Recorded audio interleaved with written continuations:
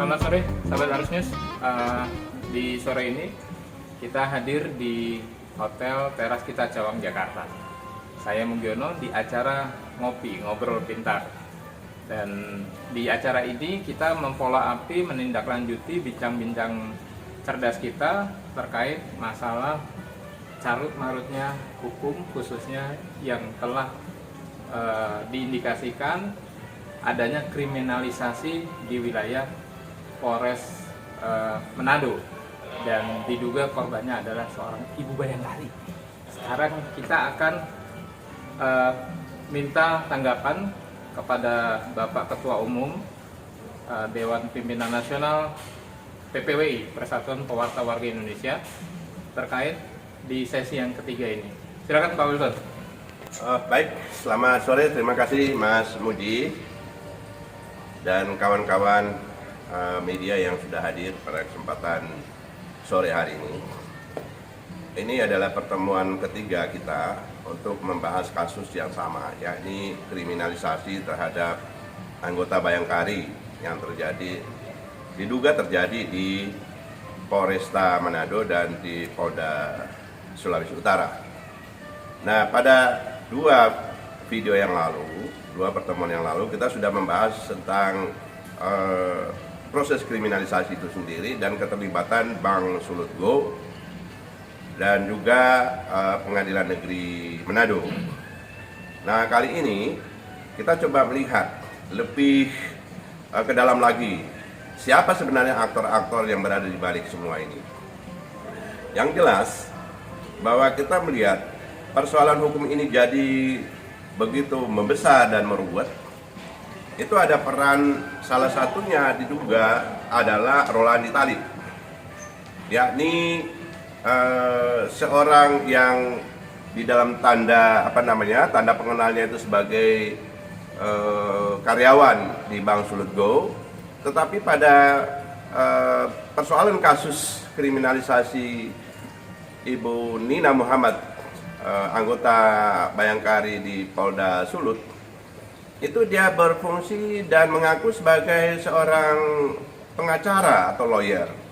Saya bisa tunjukkan di sini. Ini adalah kartu tanda pengenal dia sebagai karyawan di Bank Sulut Go. Nah, pada kesempatan yang lain dia justru menjadi pengacara yang melaporkan Ibu Nina Muhammad, ya, Ibu Nina Muhammad di kepolisian kota Manado.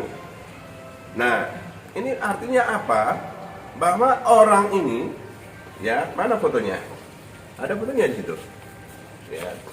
Ya, ini ya. Biar kita transparan. Orang ini yang bernama Rolandi Talib, saya duga ini pekerjaannya adalah sebagai Markus, mafia kasus. Jadi kalau ada persoalan-persoalan kasus, salah satunya dia yang bermain. Nah, dia melibatkan, ya mungkin juga dimanfaatkan oleh Bank Sulut Go. Kemudian dia memanfaatkan peran para pihak yang kita sebut sebagai aparat penegak hukum, yakni kepolisian, baik itu di Polda Sulawesi Utara maupun di Polresta Manado. Nah, kemudian di Pengadilan Negeri Manado, dan yang terakhir kita lihat Ibu Nina ini dikejar-kejar oleh Kejaksaan Negeri Manado dengan sebuah konspirasi yang begitu rapi, tetapi pada akhirnya kita bisa membuka semua kedok ini. Nanti saya minta tolong para lawyer yang mendampingi Ibu Nina di sini untuk menjelaskan perannya si Rolandi Talib ini yang harus kita bongkar habis untuk menunjukkan bahwa orang ini perlu diproses. Kita perlu laporkan. termasuk pihak-pihak yang dilibatkan dalam hal ini, ya ini Bank Sulutgo, Polda Sulawesi Utara, Polresta Manado, dan Ketua Pengadilan Negeri Manado. Mereka semua diduga terlibat dalam konspirasi untuk memenjarakan Ibu Nina Muhammad, yakni istri dari seorang anggota Polri. Saya di sini, Wilson Lalengke, Ketua Umum PPWI, mempertaruhkan kredibilitas saya untuk membela anggota saya ini, karena saya melihat dengan jelas dari berbagai data yang ada, dari keterangan-keterangan para ahli, bahwa jelas-jelas ini adalah sebuah konspirasi untuk mengkriminalisasi seorang warga. Saya berharap sangat kepada institusi Polri untuk memperhatikan benar-benar persoalan ini, memberikan atensi sehingga bisa menyelamatkan anaknya sendiri, jangan sampai dikriminalisasi seperti ini. Nah, saya kira itu sebagai pengantar, dan lebih lanjut tentu saja untuk mendalami persoalan ini nanti akan dijelaskan oleh Pak Nefton dan Pak Andreas dan Ibu Nina sendiri sebagai korban. Yang jelas kita perlu membongkar habis kasus ini dan mempersoalkan atau melaporkan dan mengkasuskan semua orang-orang yang terlibat dalam mafia kasus terhadap Ibu Nina Muhammad. Demikian pengantar saya. Mungkin kita bisa lanjut ke mana dulu, Ibu Nina kah atau Pak? Jadi untuk membedah kasus ini lebih dalam lagi, kita coba dengarkan keterangan dari para lawyer dan korban. Silakan Pak Nefton. Silakan. Baik, terima kasih Pak Wilson. Saya kembali di sini mau menyoroti perannya Rolandi Thalib ini di dalam perkara yang mengantarkan klien saya sampai menjadi tersangka. Saya lihat di perannya dia cukup bagus, cukup rapi perannya. Nah, ini yang tadi Pak Wilson jabarkan, bahwa di satu sisi kita mengetahui bahwa saudara Rolandi Thalib ini adalah pegawai Bank Sulutgo. Tetapi di sisi lain, beliau mengaku sebagai advokat atau pengacara yang kemudian mengambil langkah hukum, melaporkan klien kami ke kepolisian di wilayah hukum Manado. Nah, yang kami punya pandangan atau keanehan tentang perannya Rolandi Thalib ini sangat sama sekali yang bertentangan dengan aturan hukum. Di sini Rolandi Thalib ini berperan sebagai pelapor atau kuasa untuk melaporkan. Dia mendapat kuasa melaporkan, tetapi dia juga berperan mengaku sebagai korban di situ. Nah, padahal postingan yang menyeret klien kami menjadi tersangka ini adalah postingan yang merujuk ke salah satu nama, yaitu Soraya, tapi tidak menyebut Soraya siapa, cuma Soraya aja. Nah, tetapi ini Rolandi ini mengaku dia sebagai korban dan sekaligus melaporkan sekaligus menjadi pengacara. Nah, ini menjadi tanda tanya besar. Ya, kami nggak tahu ini kok hukum ini seperti dibuat main-main. Hak kebebasan orang ini seperti dibuat main-main. Nah, jadi ini prosesnya ini tidak benar, akan tetapi ini mengantarkan klien kami menjadi tersangka. Artinya mereka segampang itu menetapkan orang menjadi tersangka dengan alat bukti yang sebenarnya tidak ada relevansinya dengan yang melaporkan. Nah, itu yang kami pertanyakan. Nah, selama ini klien kami melalui kuasa hukum sebelumnya sudah menyampaikan surat kepada Pak Kapolres Kota Manado untuk meminta turunan BAP. Ini tanda terima, surat tanda terimanya.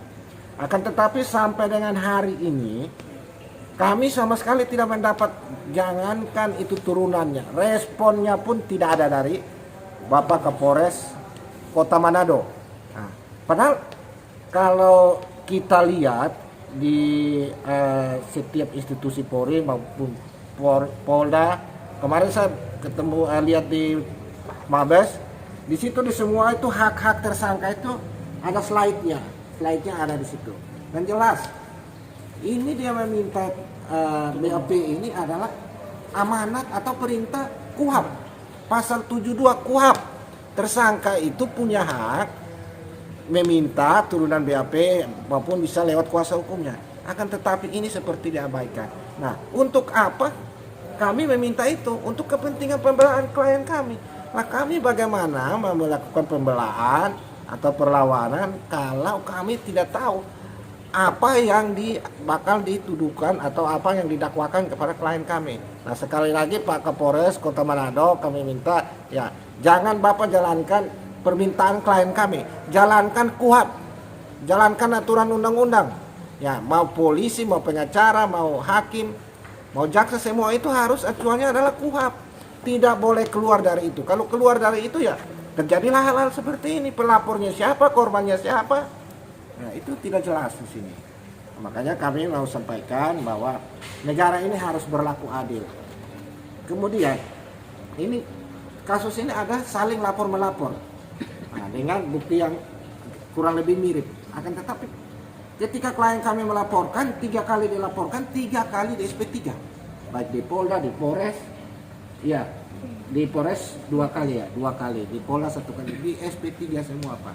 Nah, kasusnya sama, pasalnya sama, dasar hukumnya sama.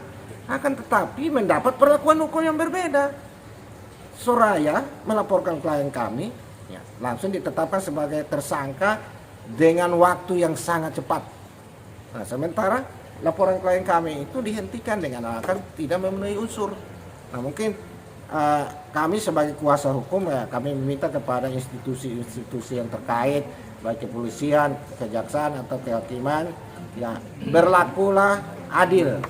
Nah, karena kebebasan itu setiap orang mempunyai hak untuk bebas, hak untuk memperjuangkan keadilan bagi dirinya sendiri. Ya mungkin dari saya selaku kuasa hukum, ya mungkin itu yang saya sampaikan terkait dengan keanehan di dalam penetapan tersangka Ibu Nina sebagai klien kami. Teman semua, saya Andreas Binaya Rehyari sebagai Ketua Umum dari Aliansi Warga Jakarta yang selama ini mengawal persoalan kasus Ibu Nina, klien kami.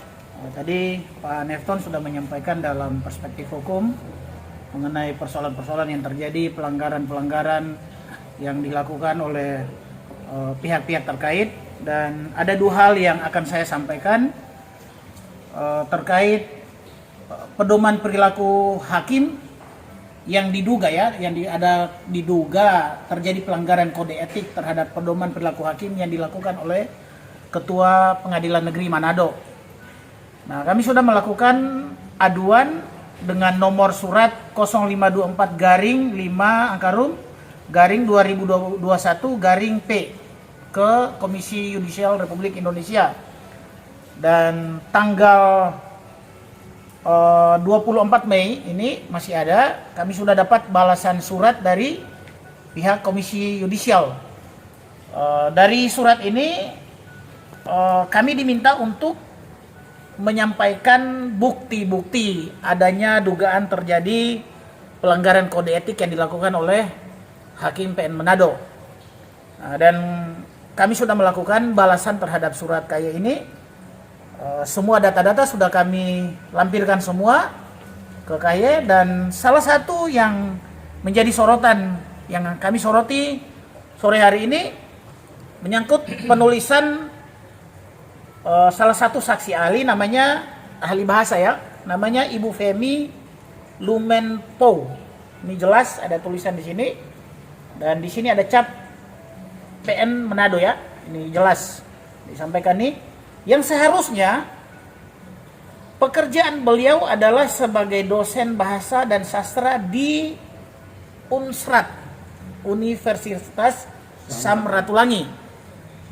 Nah, kami melihat ini, apakah ini ketidakprofesionalisme yang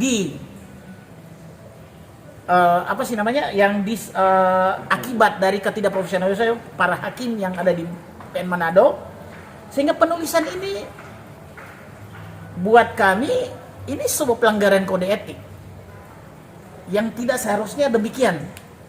Harusnya ditulis Ibu Femi adalah pekerjaan beliau adalah ahli sebagai dosen bahasa dan sastra di Universitas Sam Ratulangi, Unsrat. Tetapi oleh PN Manado ditulis demikian di Universitas Unima Manado. Nah, sebuah pelanggaran kode etik yang sangat jelas. Grade-nya itu diturunkan dari harusnya dia di grade A yaitu Unsrat, tetapi diturunkan dia grade C, universitas yang mendapatkan grade C gitu ya. Nah, ini pelanggaran kode etik yang sudah jelas. Nah, hal berikut yang kami perlu sampaikan adalah pada tanggal 3 Juni kami sudah melakukan gelar internal dengan ahli pidana di Mabes Polri, Profesor Dr. Marbun. Dan dari hasil gelar perkara itu beliau menjelaskan, ini ada fakta-fakta yang kami sampaikan ini, bahwa status tersangka yang ditersangkakan ke klien kami Ibu Nina sesungguhnya itu adalah bentuk kriminalisasi hukum yang dilakukan oleh penyidik Polrestabes Manado. Itu jelas.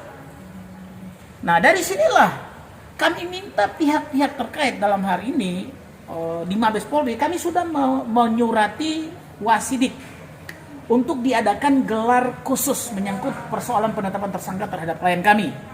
Nah, sampai detik ini kami belum mendapatkan jadwal yang tetap.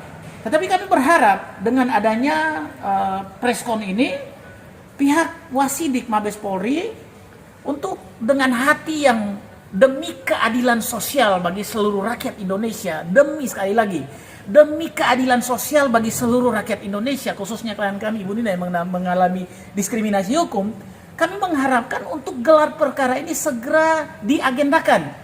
Dan tentunya harapan kami yang paling besar adalah diadakan secara terbuka.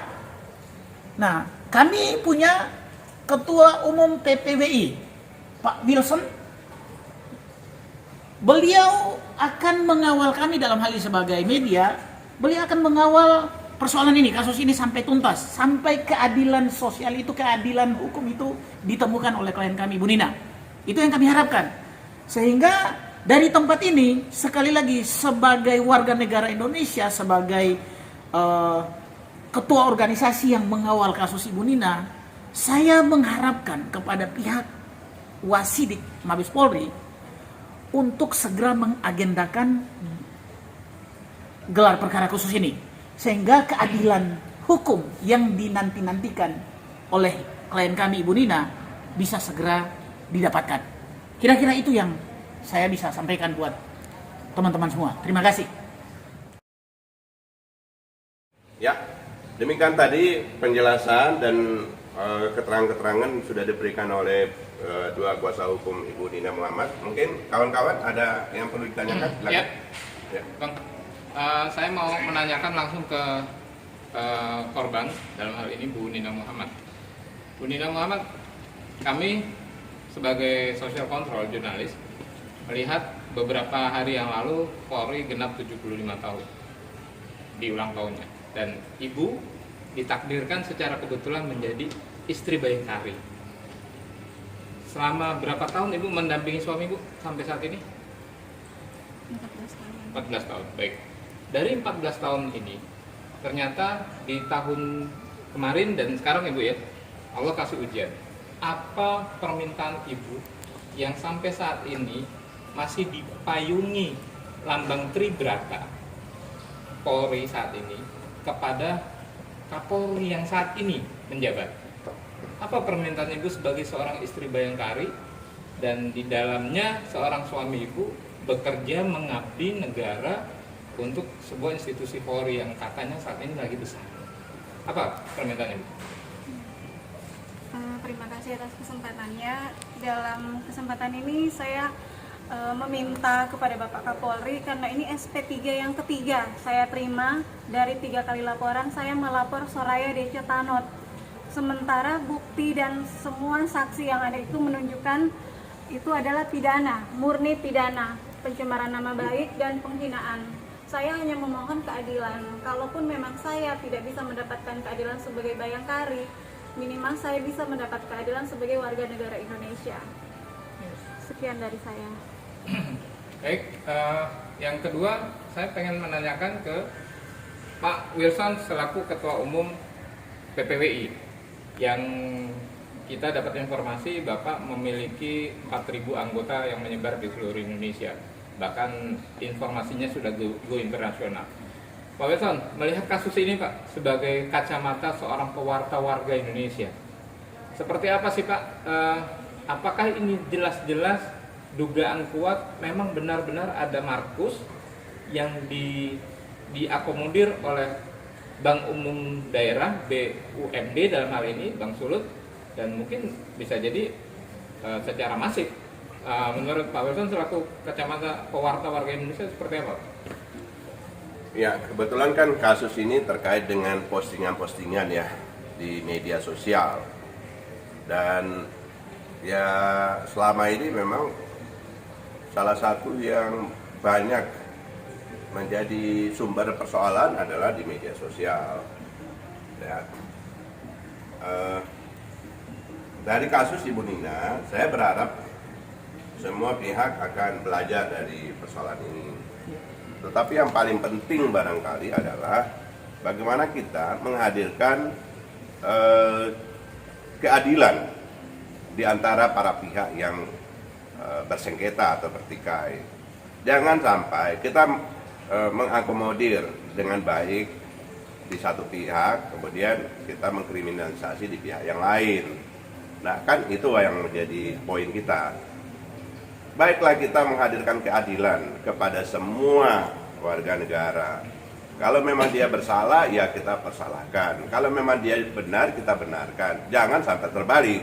Yang salah dibenarkan, yang benar dipersalahkan. Nah, terkait dengan tadi dugaan adanya mafia kasus atau markus, ya sudah jelas-jelas. Ya, Rolandi Thalib itu kan berperan banyak di dalam kasus ini.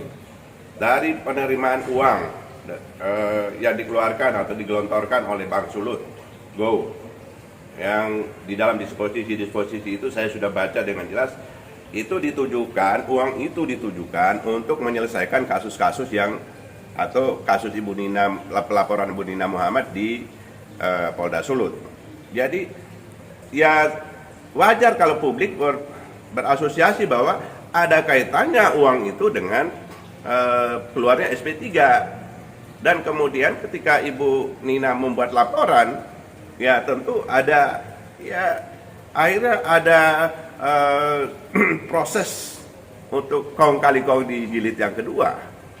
Nah, apalagi sudah melibatkan pengadilan negeri, dan saat ini bahkan Kejaksaan Negeri Manado juga sudah menunjukkan indikasi bahwa mereka juga terlibat dalam persoalan ini karena mengejar-ngejar Ibu Nina, sementara kasus yang di P21 oleh Polresta Manado itu masih harus dipersoalkan, masih harus diuji dulu, masih harus digelar. Kalau mereka katakan tadi gelar perkara untuk 2-3 laporan ini, sehingga itu artinya juga bahwa Kejaksaan Negeri Manado juga teledor juga untuk menerima P21 dari sebuah kasus yang masih bermasalah. Saya tidak tahu apa pertimbangan mereka sehingga menerima pelimpahan dari Polresta Manado. Padahal sudah jelas-jelas bahwa di dalam proses itu ada kejanggalan-kejanggalan, ada kelemahan-kelemahan, antara lain keterangan-keterangan ahli yang tidak semestinya yang harusnya diterima tetapi ditolak dan lain sebagainya. Nah, saya berharap nanti para kuasa hukum coba kaji baik-baik agar juga melaporkan Kejaksaan Negeri Manado ya ke Dewan Pengawas Kejaksaan. Jadi semua pihak kita duga terlibat dalam persoalan ini, kita laporkan ke pihak-pihak terkait. Semua sudah ada pengawasnya sekarang. Kejaksaan Agung, Kejaksaan ada pengawasnya, Hakim ada pengawasnya, Kepolisian ada pengawasnya, pengacara juga kalau memang dia terlibat, pengacara itu kita laporkan kepada institusi organisasi yang menaunginya. Jadi semua orang harus melaksanakan tugas sesuai dengan apa yang disampaikan oleh rekan tadi Pak Neftot, KUHAP, Kitab Undang-Undang Hukum Acara, apa pidana atau perdata. Jadi memang hukum acara itu harus menjadi acuan semua pihak, gitu ya. Jadi terakhir saya berharap, ya seperti harapan Ibu Nina, anggota PPWI Manado, agar Bapak Kapolri berkenanlah untuk memberikan atensi kepada anaknya ini. Jangan dibiarkan dia terlunta-lunta di Jakarta untuk mencari keadilan, tapi biarkan dia pulang dengan tenang, ya, untuk mengurusi anak-anaknya yang adalah keluarga besar anggota Polri. Jadi saya sangat berharap sebagai Ketua Umum Satuan Pewarta Warga Indonesia dan menyandang sebagai alumni PPRA 48 Lemhanas RI, ya, saya sangat berharap. Saya sudah pelajari kasus ini dengan baik, maka saya bicara untuk kebenaran. PPWI membela orang benar, bukan orang yang merasa benar. Terima kasih.